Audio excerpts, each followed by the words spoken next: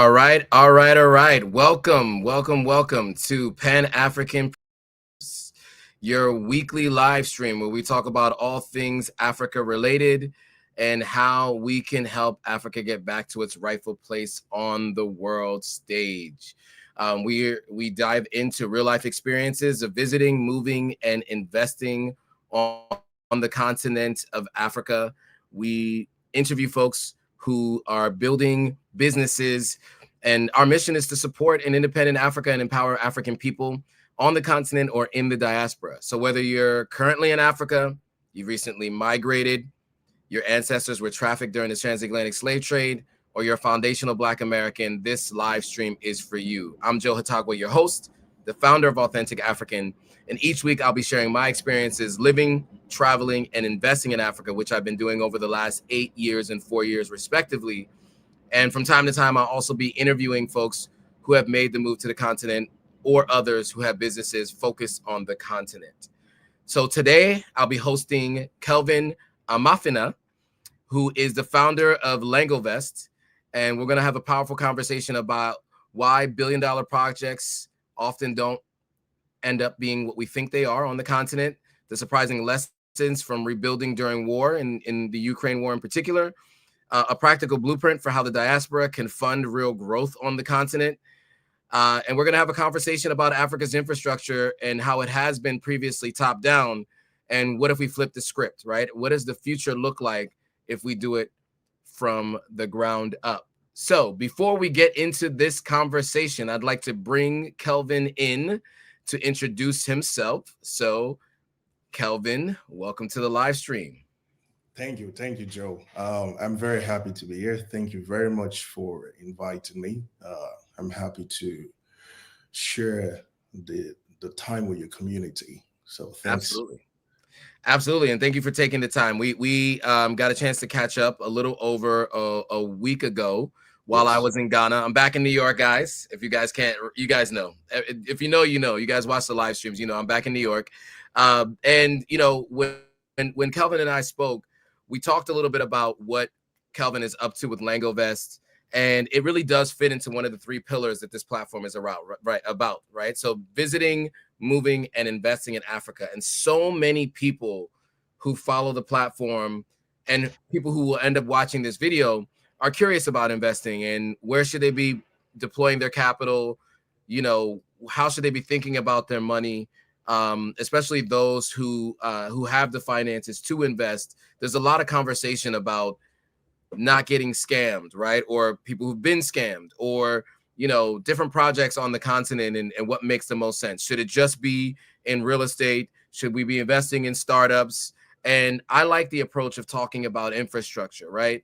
And I think that's really interesting what Lango Vest is doing. So before we get into the conversation about infrastructure projects and what hasn't been working, what we feel is the next wave of these kinds of investments, I do want to ask you about your background and a little bit about Lango Vest. And so let's start with that. So first things first, Kelvin, can you give us a little background on your career and what it is that you do for a living? Yes. So thank you very much again, Joe. Thank you for having me. Let me start with a bit of my personal story. So my professional background is as a medical doctor. I studied medicine in Ukraine and I practiced medicine for a while. But here's the thing, while I was in medical school, I was always interested in, you know, several business opportunities here and there. I guess it's something I picked up from my mom. She was always very entrepreneurial. And while in medical school, I launched my own bakery. I don't know if you know agege bread. It's a bread that is being sold in Nigeria. And so identifying, it's a funny story, identifying that there was a need for this bread among students. I started my own bakery, and doing that kind of confirmed or gave me the confirmation that it was not just about having business ideas. I had a thrill from developing business from the stage of conception to a stage of having customers pay for it. So after medical school, I moved back to Nigeria. And while I was there, I started what would be the first version of Langovest. It was actually called GYSME, Grow Your Small and Medium-Sized Enterprise. And for some months, myself and my team, we tried to engage, although we did it on a smaller scale there, right? We tried to help business go digital.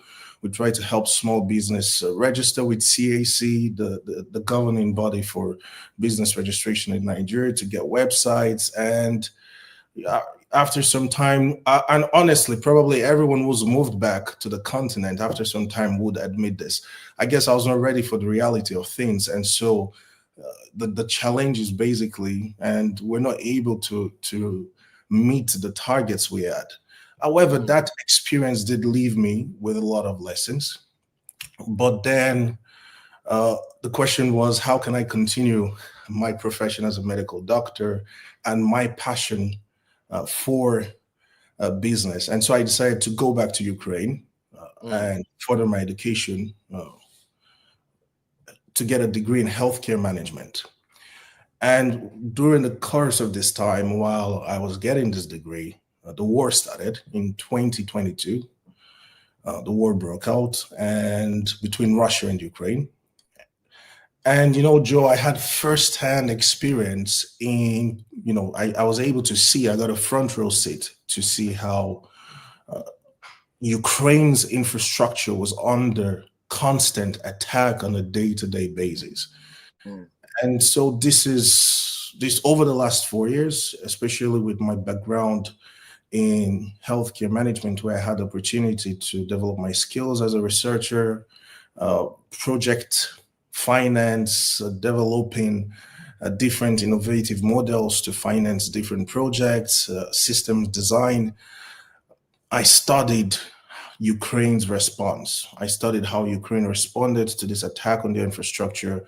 And I started studying the whole topic of infrastructure very deeply to understand what really is infrastructure, because the truth is we do not understand how much role infrastructure plays in our day-to-day life until it's actually missing, or until we can see the visible symptoms of its failure.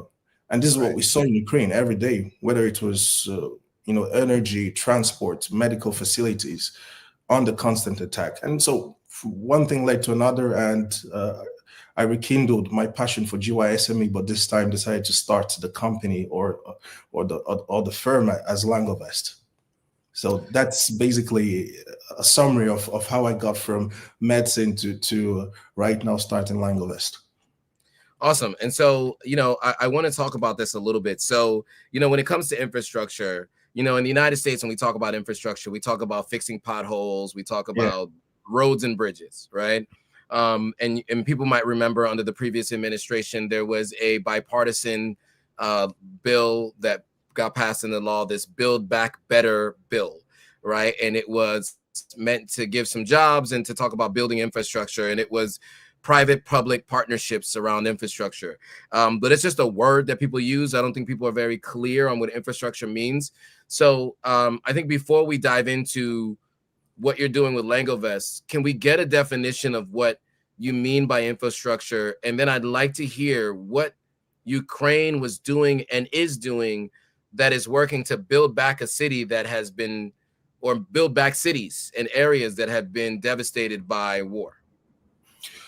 So, very good question. And this is, when you ask people what infrastructure is, you generally get one of two answers. Either people tell you this infrastructure are mega projects, fixed assets, like you mentioned, right? Roads, airports, refineries, and they would be right. However, there's a second category or a second definition of infrastructure, and this is basically any technology that enables life.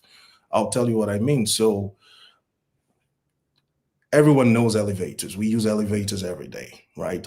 Or lifts, as some people might call them. So if this technology helps you to get from first floor to the 25th floor, it is an infrastructure, because it is enabling life. It is enabling mobility, because in the absence of the elevator, you would have to climb 25 flights of stairs, which is what we saw happen in Ukraine on a daily basis. If you're in an apartment block and you're living on the 25th floor, when there is power outage, you find yourself climbing 25 stairs of on a daily basis. And so this is what we mean by infrastructure: technology that enables life. If it enables you to carry out day-to-day living, this is infrastructure. So one very good example where Ukraine was able to innovate, especially given the fact that I was volunteering and with my background in healthcare, was the advent of mobile health clinics.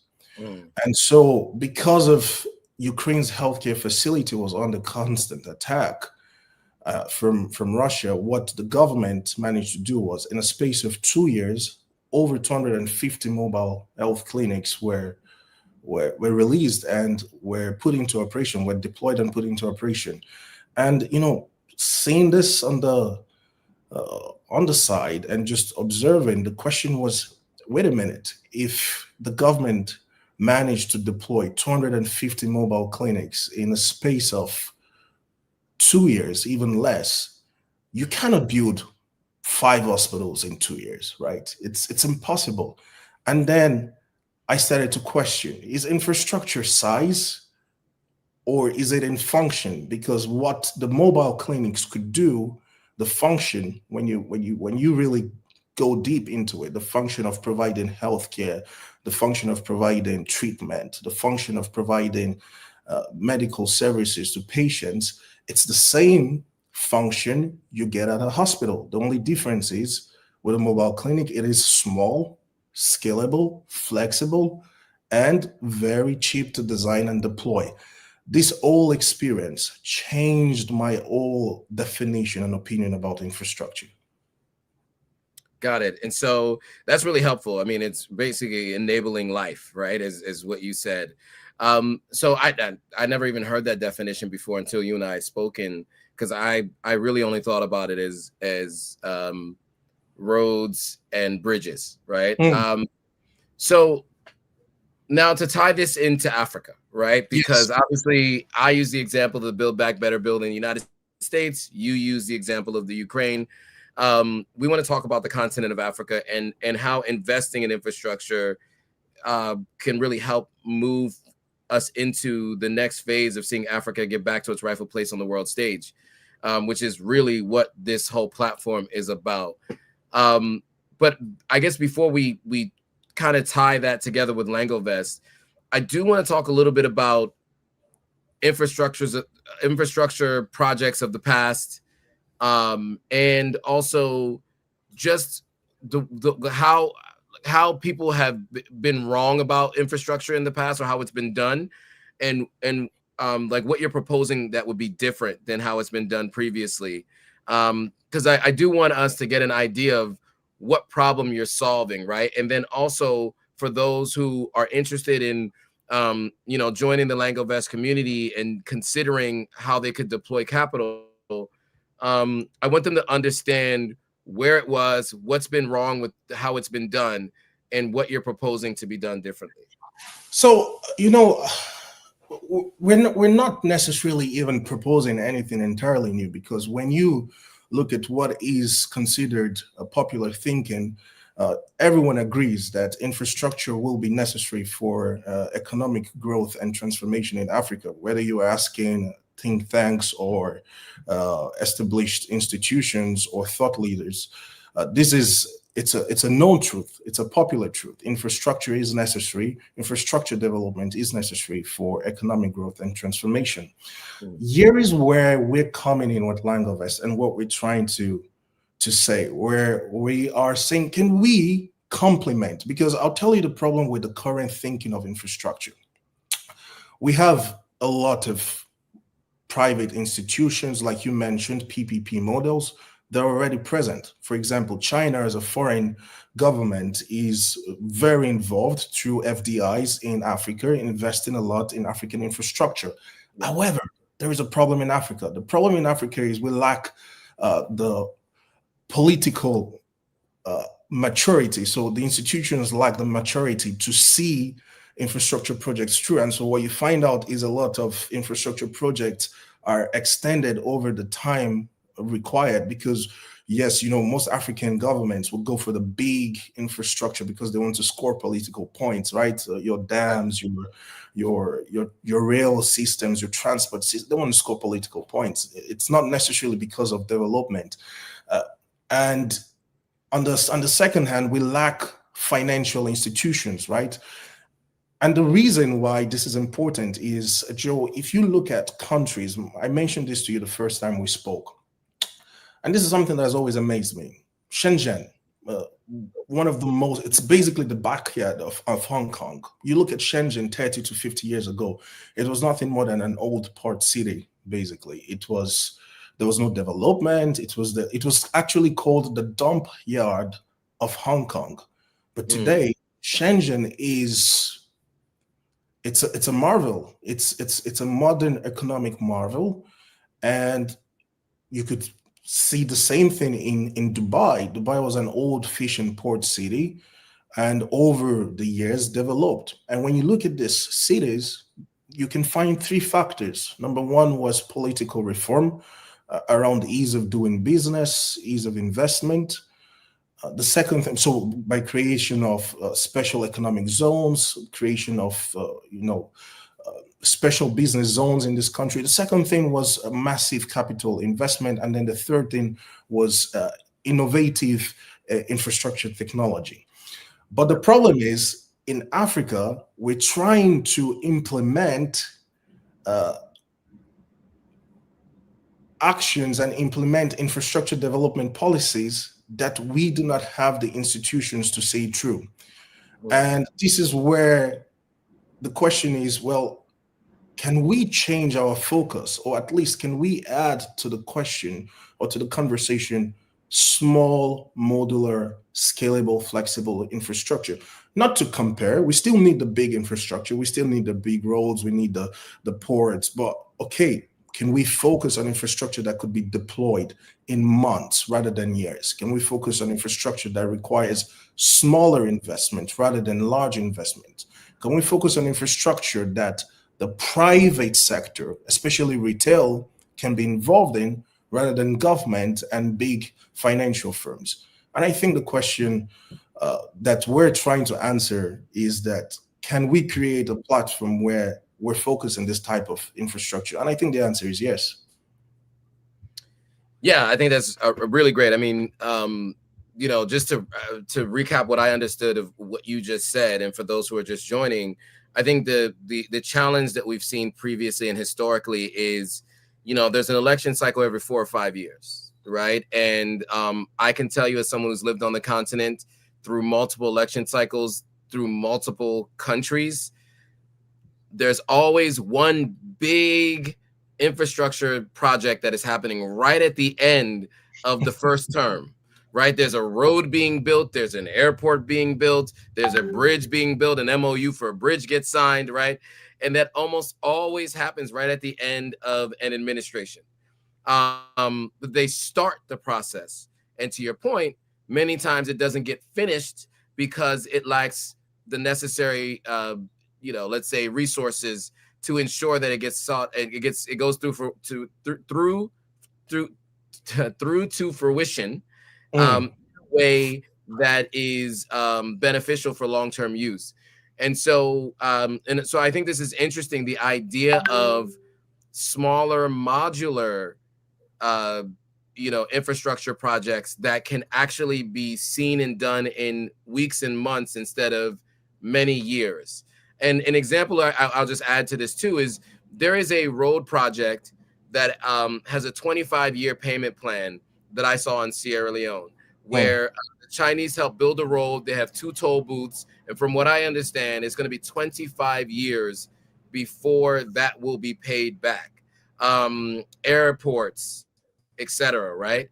And so I think in this instance, what we're talking about is smaller infrastructure projects that can be done in shorter amounts of time. Can you give some examples of what some of those more modular infrastructure projects are that could be done, as opposed to the airports, these 50-mile roads? Like, what could be done in that time frame that can really help advance the continent, right? What kind of modular infrastructure projects are you talking about? Now, Joe, let me just make a very quick clarification that it's not in opposition. We're not trying to oppose the big projects. What we're saying is, can we share the burden, right? While the government is focused on those big projects, can the private sector, can retail step in and focus on smaller projects that have immediate impact on lifestyle living? So such example, like I already mentioned, for example, mobile clinics, where it would take 3 to 5 years to build a big hospital.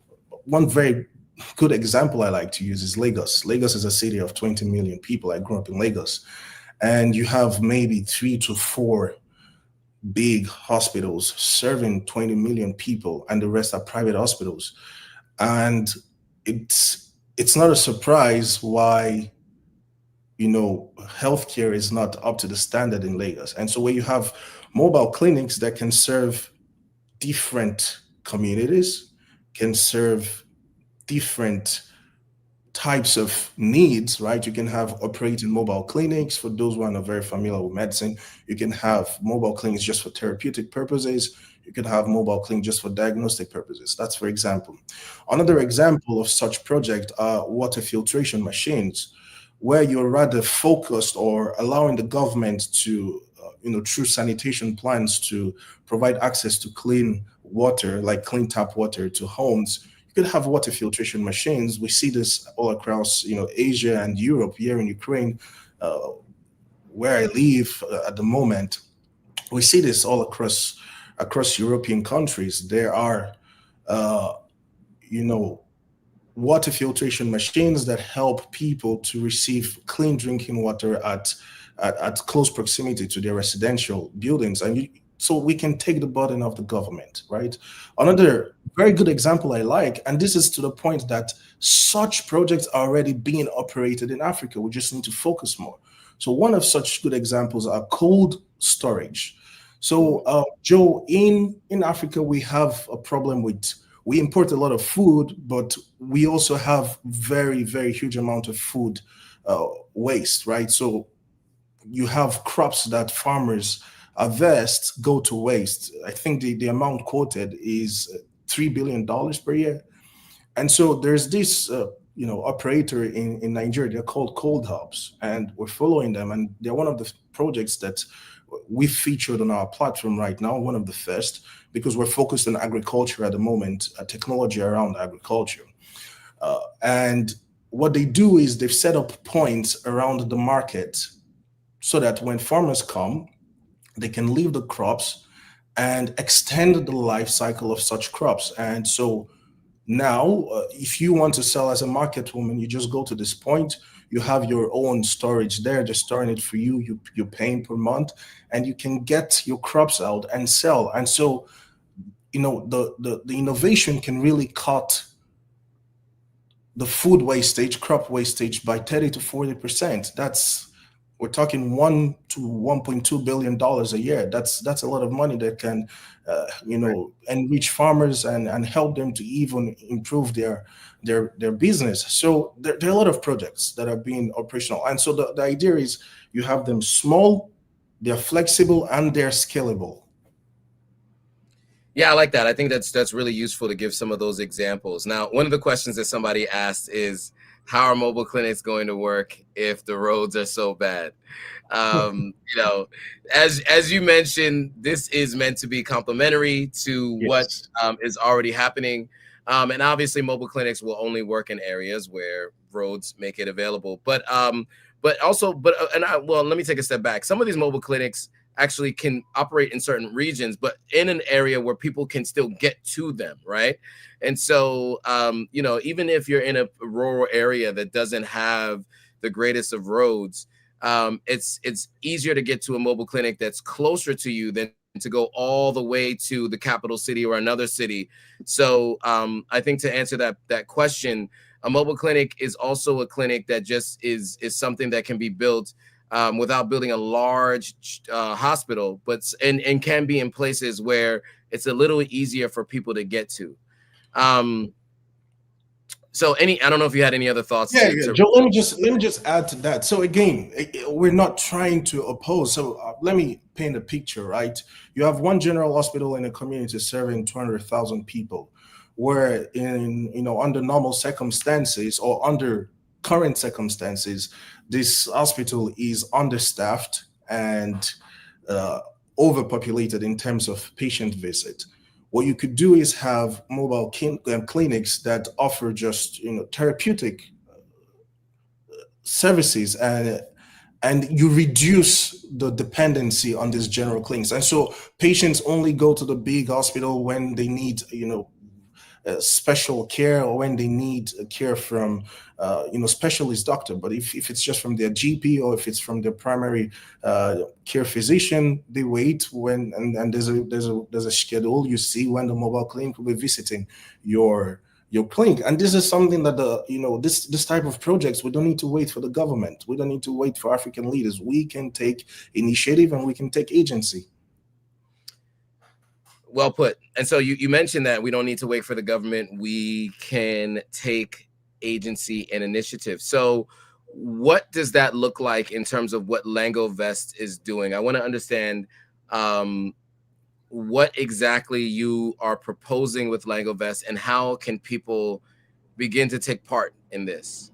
So we are rolling out in two phases mainly. We're in the first phase, right? And phase number one is to build a knowledge base.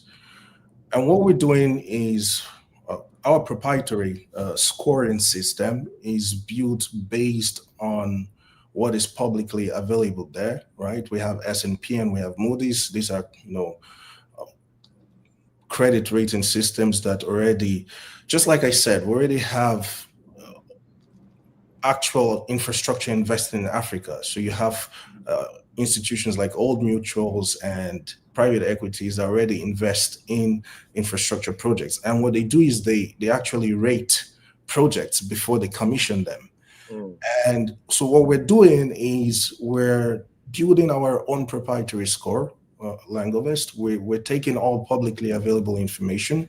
I will also not go into details, but we're in indirect talks with some local credit agencies in Africa.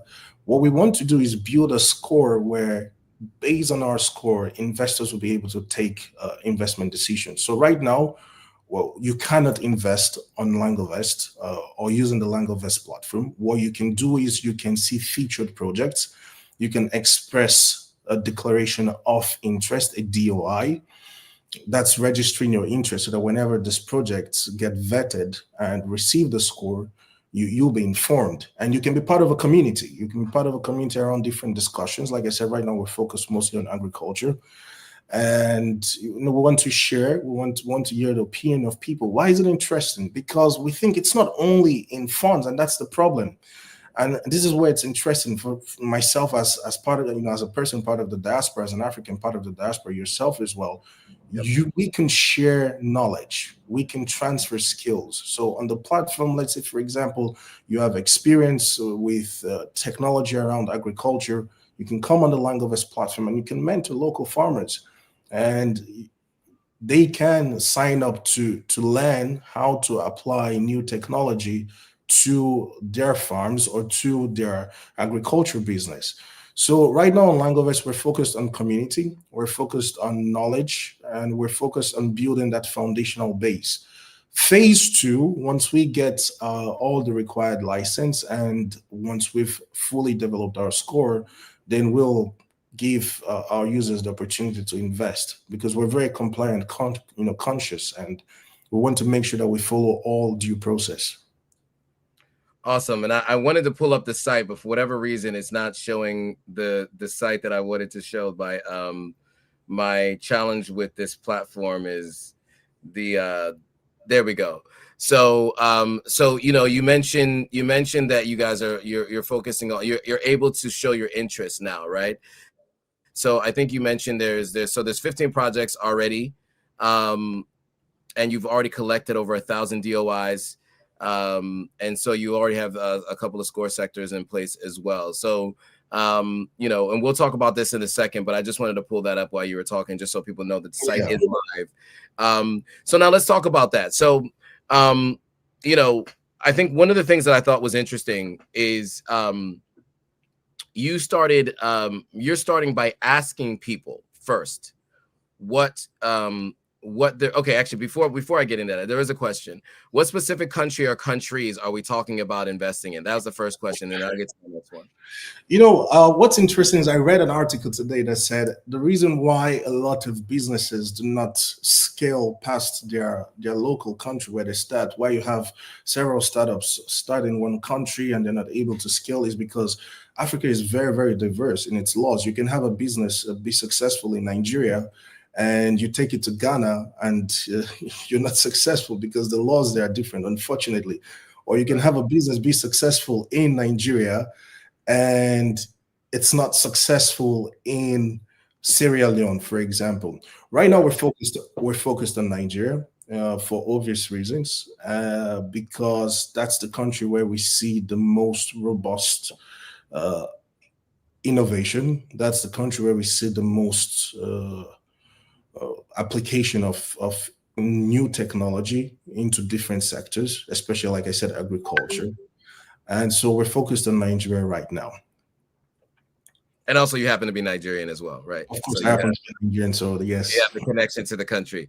Okay, so so that leads to my next question then. So, and my question really is just about you know, the idea of starting with asking people what kind of projects and products that they're looking to invest in. So I want to talk to you about your decision to do that. Like, I mean, you said you obviously at this point in time you've started with agriculture just because you have a bit of insight into that, but you also are open to hearing from the community, right? So I mean, that's partly why we're here. But talk about the idea to begin by asking folks what they're interested in, and why did you come to that conclusion that it made sense to do that? Yes, because a very important. So let me take a couple of steps back. We have an infrastructure deficit of somewhere between 90 to 130 billion dollars on a yearly basis. Depends on your sources and who you're asking. And the diaspora sends back $100 billion in remittance every year. Again, depends on who you're asking, because that's official sources. We also have unofficial sources. Sure. And so it's a problem that already has a solution. It's just that we're not looking in the right place, because when people say there's no money to invest in Africa, I'm saying, okay, well, the diaspora sends money back home, and the information is 80 to 90% of their money goes into consumption, family emergency, and most times informal investments such as real estate, which is safe. I understand. We spoke about this last time. Real estate is safe investment. It's stable. However, it does not drive economic transformation. And so the mission at Lango Vest is because we really believe that infrastructure development can lead to the industrialization that Africa desperately needs for us to be on the same level, or at least to be moving towards the level as our counterpart continents like in Asia and the Middle East. We've seen this in different cities. We've seen this in different countries. Infrastructure development will drive economic transformation. Now, why is it important for us to hear from the community? Why is it important for us to understand what they want to invest in? Because we believe that the diaspora will play a very important role. And so we don't want to impose, we want to ask, where are you looking at? What are you interested in? Again, because it's not just only about the financial investment. It's also about the investment with skill, with knowledge, and with their time. Because if and I'm using myself as a point of reference. I believe, and I have friends as well, we were talking about this before we went live. People want to return back home. You want to return back home, you spend 10, 15, 20 years. It's not just only to go home and receive investments from real estate. I think a lot of people, even in their late 60s, would want to be able to be involved somehow in the continent. And so think of it like before you eventually retire and return back home, you're directly involved in a particular infrastructure project. And when you go back home, you have something to even do. You have something you could be directly involved in. And so this is why it's important for us to listen to what people want, because then there's a continuation. You can invest your money, but at the same time, you can invest your knowledge. And at the same time, you can participate should you decide. So for example, there are a lot of people interested in farming. You can start investing in farming. You could start developing technology around the sector, and say 5 to 10 years down the line, you decide you want to move back. You already have something to do once you get back there. And it's out of your interest. It wasn't imposed on you. All good points. So we had a couple questions from IG that I wanted to get to. Just so those of you watching on Instagram, I appreciate your patience. You guys have been sticking with us. With IG, I can't put your comments up on screen, so I have to copy and paste them. So there were a couple of questions that came from Instagram. The first one is from Raphael SNA, and the question was, wouldn't it be faster to develop the company if you started from an urban environment instead of rural one, as you're suggesting? I think they might be misinterpreting what your thoughts are, yes. But can you answer this question just so that they can understand exactly what you're doing? Yeah, let me just clarify. So I think this person is talking about the mobile clinics example. Right. So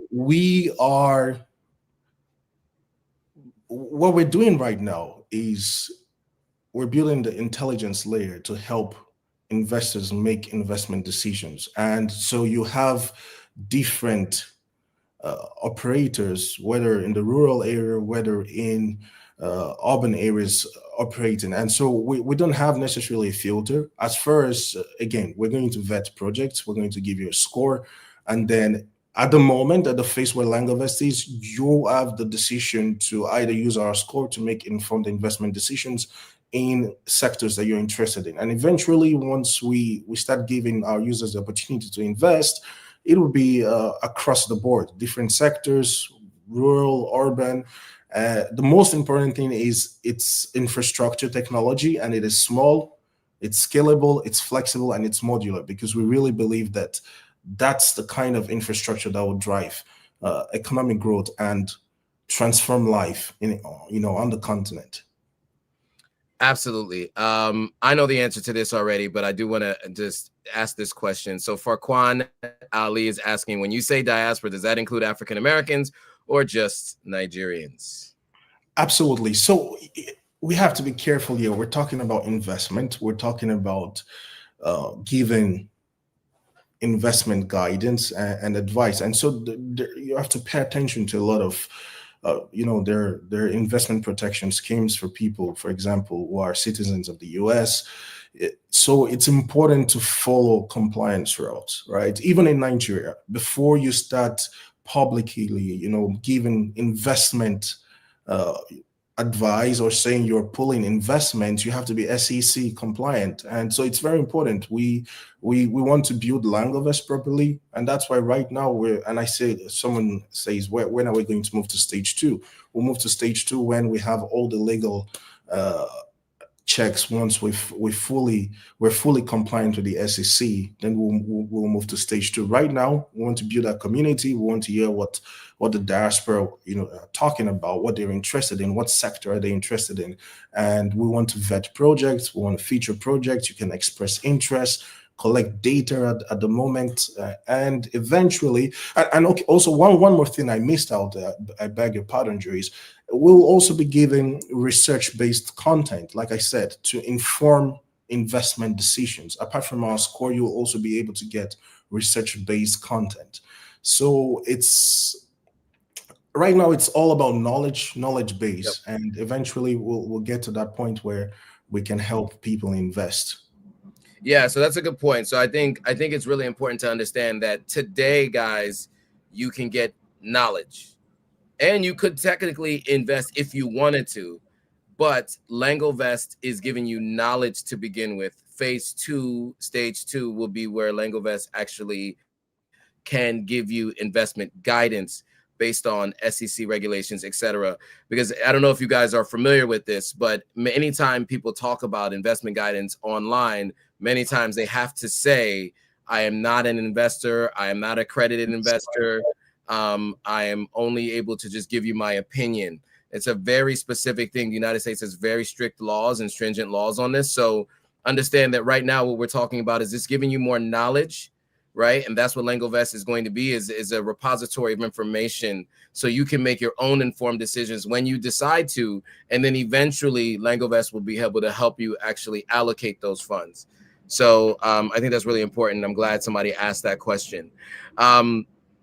So there was another comment that somebody mentioned here that I just wanted to put up on screen.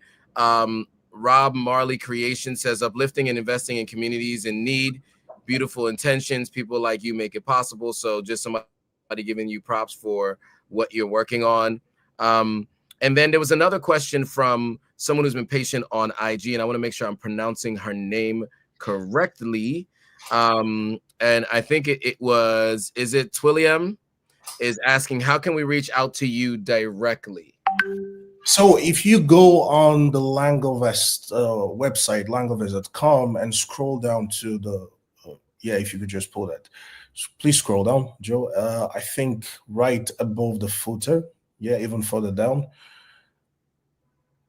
Yes, there you can click talk to the founder and you'll be able to book an appointment with me via Calendly, and I'll be very happy to listen, to share my thoughts even further, and yeah, we can cooperate. Awesome. And then and I guess the other call to action for folks now too is I know that you want to hear from folks, right? You want people to be able to talk about what you're interested in, what you're interested in investing in, what you want to hear more about, so that you guys can start to do some of that information sharing. What is the call to action following this live stream? So people who are watching this, what do we want them to do? Sign up, join the community. Right now, we only have agriculture, community around agriculture. There are different topics. And over the next couple of days, we'll be featuring different projects in the sectors. We'll also be pushing out our different research contents. We have a lot of contents we've been working on, myself and the team. And again, it's to build that confidence. You can get value from the information we summarize. If you're a person interested in agriculture, you're interested in investing in agriculture back home, you can take that information and inform yourself on the various opportunities on the continent right now. And so, yeah, community content and basically just contributing in any way you want. And then there's also the survey, right? I have the survey in the description of the live stream. If you're watching on YouTube or Facebook, there is a link in the description that will take you to the survey where you can go through and fill that out. Let me show you what the survey looks like, folks. Of course, I don't have it pulled up right now because it's been a busy day. Kelvin knows how busy this day has been. He and I spoke about this. So let me pull that up on screen right now so you guys can see that. Let me go ahead and share that really quickly. So there is a survey. I want you guys to see the survey so you know what exactly you'll be filling out. So the link is in the description. I went through this in the promotional video I did on Monday, the normal live stream time. But it asks you where you're located, what country you live in, how you describe your connection to the continent, a bunch of different questions here. It's about a 2-minute survey. It doesn't take long to fill it out at all. And then you want to go to the site and sign up so that you can get regular updates, and then you can be abreast of all the different companies that Kelvin and team are looking into. There's a couple of other questions that we have here, so I want to get to those. Farquan Ali says, what business you think will be lucrative one in the, do you know how to pronounce this area of Lagos? Sorry, I don't know how to pronounce it. Badagry area of Lagos. Badagry area of Lagos. Now, again, this is It's not SEC certified for investment advice or business advice, but as someone who is a Nigerian who you lived in Lagos, right? Did you live in Yes, Lagos? yes. Born and brought up in Lagos. I'm Lagos in my blood through and through. There it is. So this is just your opinion, right? But they're asking that question of what business would be a lucrative one in Lagos. I have some ideas, but you can please. Not investment advice, but not investment advice, but water filtration. Lagos, it's quite interesting that in Lagos you still have problem with clean drinking water, right? And there are a lot of places, Badagry being one, Lekki area, Ajah being one, and they don't have access to clean drinking water. So uh, that's one business idea I can give.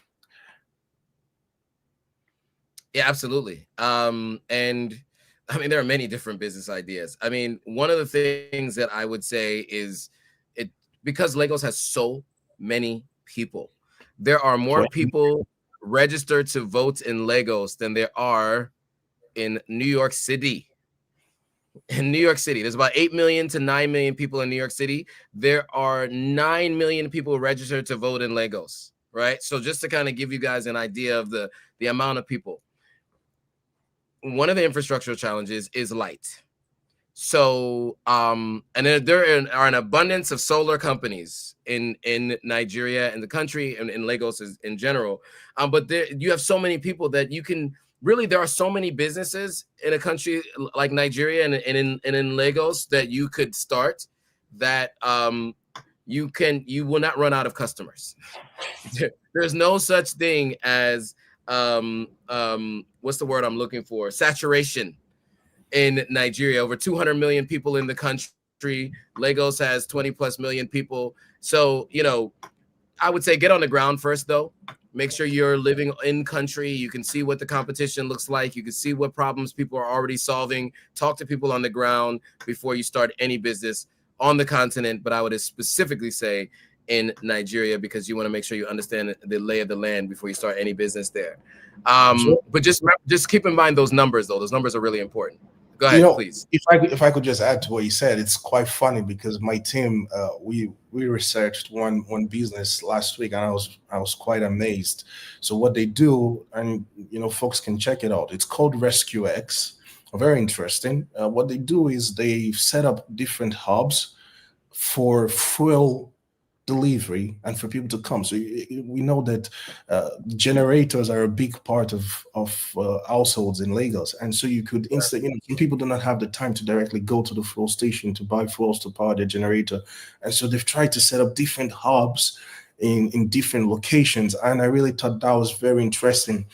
Which I personally don't like this project because I don't think it does well for the overall community. I mean, there are a lot of accidents that could happen. Not to make it's not bad PR for their business, but from a business point of view, it makes a lot of sense, and it falls actually under the category because what they've done is they've taken a fuel station that is big and fixed, and again, this is to drive home the idea so that folks can really understand when we say small, scalable, flexible, modular, and they've broken it down where you don't have to now necessarily go to one point to get fuel. It can come to you, or it's at least now closer. And that's the same logic and idea behind the mobile clinics. It's the same logic and idea behind the water filtration machine. And if we start, which is what we're trying to do, just to drive home the point, what we're trying to do is change the logic behind infrastructure. Can we think about infrastructure differently? Can we start seeing infrastructure from that lens? Because there are already people doing stuff like that. If we just make it front and center, maybe we could innovate even further. I mean, there are a lot of sectors. There it is. Self-Care Agent says, God bless you and the work you're doing. Have a great day. Shout out to Self-Care Agent. So yeah, I mean, look, and Dr. Edu has reposted the stream. So shout out to her. I know that is a Nigerian name. Is this where is this from? Is this Omolola? Is that She's Yoruba. Is that Yoruba? Yeah, Omolola is yeah. Okay. That is a Yoruba name. I don't ever want to mess it up. I always try to guess if it's a Yoruba Igbo name. So I think it's super important. I think for all of you guys who've been on the platform, have been going back and forth to the continent, and have been thinking about how you want to invest and where you want to invest. And the reason why I liked what Kelvin and his team are doing at Lango Vest is they want to at least share what is out there, what's available for you to at least gain some insight and knowledge of the space, right? And smaller scale projects. There are so many people talking about tech investments. Those guys are looking for 2 million, 5 million, $20 million investments. Single individuals are not going to be able to invest in those businesses, right? Those are going to be up to the private equity firms, the venture capital firms. And it's just not going to be feasible for everyday people who are watching this live stream to be able to invest in. And so how can people invest, right? And I have been always asking that question myself. People have been asking me that question. And so I thought it'd be great to have you on, Kelvin, because you're talking about those small scale investments that people will eventually be able to do through you.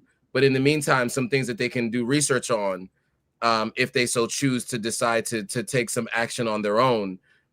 You'll at least be able to give them insights and information into the companies that are actually making those strides to get Africa back to its rightful place on the world stage.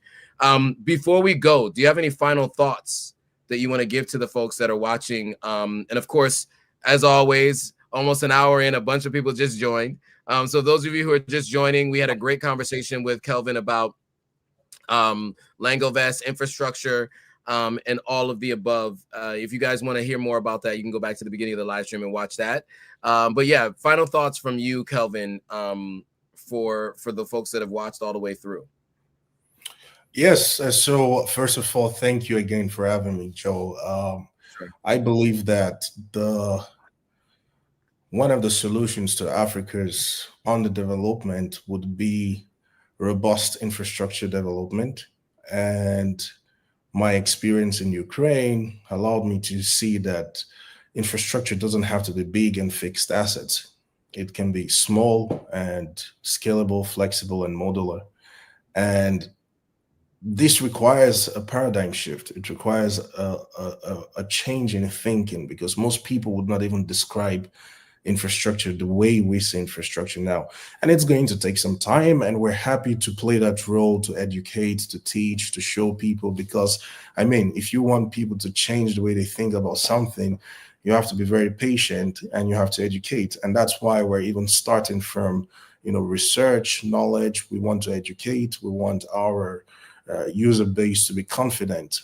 And we believe that once there is a understanding that infrastructure is not something that has to be left alone for the government to design, develop, and finance, that we, the private sector, the retail, we can partake in it, then it's just a question of how can I do it in a safe and secure way. And that's where our Langovest score comes in, where hopefully with the score, you'll be able to make informed investment decisions in infrastructure across various sectors. So right, I employ everyone to please join, sign up to Langovest, come and be part of the conversation, come and help us build. We don't want to build this apart from the diaspora. We want to build together. We want to listen. We want to hear what you need to make you confident to make investment decisions. That way we can build tailor-made resources that will help inform you for your investment decisions. Absolutely. And I will say, for those of you who just joined on X, shout out to Dr. Omalola, who just reposted this on her X platform, because a bunch of people just joined from X.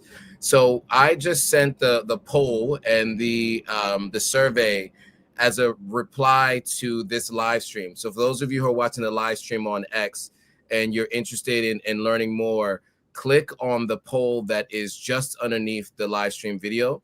You'll see it on my page. You'll see it there. I'll also put it as a comment, I guess. Actually, I did do it as a comment. I did it as a, I don't even know how to use X. It's been a million years since I used X. So, but you'll see it there. It's right there just beneath the video. So, those of you all who stayed this long, I want to thank you again for watching. If you haven't already, make sure you subscribe, you follow on all platforms, Authentic African, everything Authentic African. We're across every single platform, including X, aka Twitter. Make sure you head over to langovest.com, but also make sure you click on the link in the description of this video and in X or wherever you're watching as a reply to this video. There's a survey. We want you to fill out that form, and you'll get on the email list as well for any updates from the Lango Vest team. And if you know anybody who's interested in investing on the continent, who's thinking about these things, anybody you've heard have these conversations, make sure you share this video with them through whatever means you normally do. We see a lot of people sharing them on WhatsApp, so feel free to share it that way. And then lastly, Kelvin, I want to thank you for taking the time to join. Some people are asking if we can take some final questions. So Yeah, okay. so there are some additional questions. All right, so we will take some final questions if that's okay with you, Kelvin, since more people are joining and more questions are coming in. I mean, yeah, you're the one who's had a crazy day, so yeah. I mean, it's 1 a.m. here, but I'm ready to go, so no problem. Okay, it looks like there's just a couple more questions. Somebody who asked for taking some final questions. I want to see some of those questions, but this question is about you talking about your doctoral experience. We don't have to spend too much time on that because that is not really related to this discussion. Yeah. But I think they need to know that you are an actual doctor, a medical doctor, right? So maybe you want to speak to that to some degree, I guess. By the way, folks, just look right behind me. That's a plaque, my certificate. If I don't know if it's visible. In any case, I specialize in infectious disease, and so again, it's something it's a question I have to answer. First of all, I had to answer the question with my parents and my folks. But while I was in medical school, like I said in the beginning, I was always interested in business, and so yes, I finished medicine, graduated. Got my degree and decided to go back practice for a bit, like internship, and then also started GWA SME, the first version of Lango Vest. When it failed, I decided to come back to Ukraine to further my studies and qualification in healthcare management. And so, yeah, ever since I've basically after my degree, I've just fully focused and devoted myself to Langovest. I have a couple of volunteer projects here that I do in Ukraine that I still help from time to time, which also informs my experience, but I don't know how related it is. It's something eventually, I eventually plan to go back home, hopefully within the next couple of months. But we're getting very, very good experience. And so one of the things we're even seeing in Ukraine, I forgot to mention this, is modular structures. I will not go into too much details, where they're building prefabricated parts of the hospitals and they're attaching it to hospital buildings. And so that's a project right now that I'm actively volunteering in and also gaining a lot of experience. There you have it. So, some of these questions are not specific to this conversation, but I mean, one of them, I think this would probably be worth like a, AI search. But somebody asked, what percentage of Nigerians abroad desire to leave the West and go back to Nigeria to invest and to live? That is, I'm not sure that's a question we can answer here. I think that but I do think a simple search in Chat GPT or Grok or DeepSeek, depending on where you are in the world, and what you're interested in utilizing, could potentially answer that question, right? So I think that's I saw that question. Since people are asking us to answer additional questions, I did want to say, I don't know if you have that number off the top of your head, but I think there's going to be some polls out there, I'm sure. I can contribute. We have our own polls data sets. So from respondents that took our polls, because we have that question, do you see yourself going back home, or do you have an emotional connection? And approximately 50 to 60%. But it's also important to notice that it depends on the age, right? So this is mostly for young people between 20 and 40 years. I think people already in their 50s or 60s are free to go back home and start all over again. Okay. Well, there you go. I mean, you know, and it's hard to answer that question, but survey understanding the investment potential of the Nigerian diaspora. 70% of diaspora respondents said they would like to invest more in Nigeria, increase their investment. In the same survey, only 9% they said they would not like to invest at all.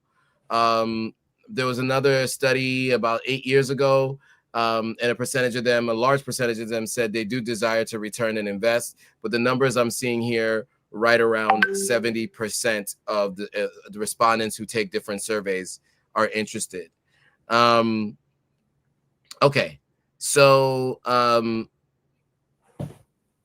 this question that Zach has, is there an online Black-owned business directory that is continuously updated that the diaspora can access? There are a couple of different companies that have some version of this.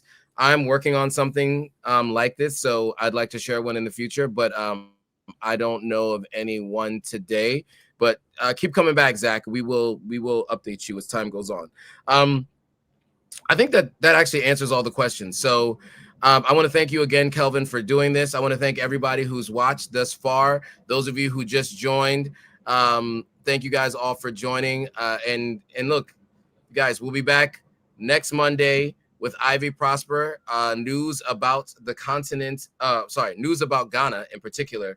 Lots of updates there. And then tomorrow, join us live as we talk about all the African leaders speaking at the UN.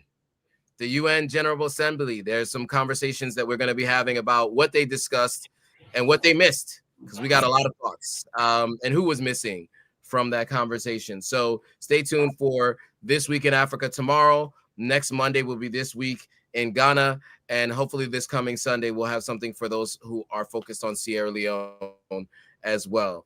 So thanks again, guys.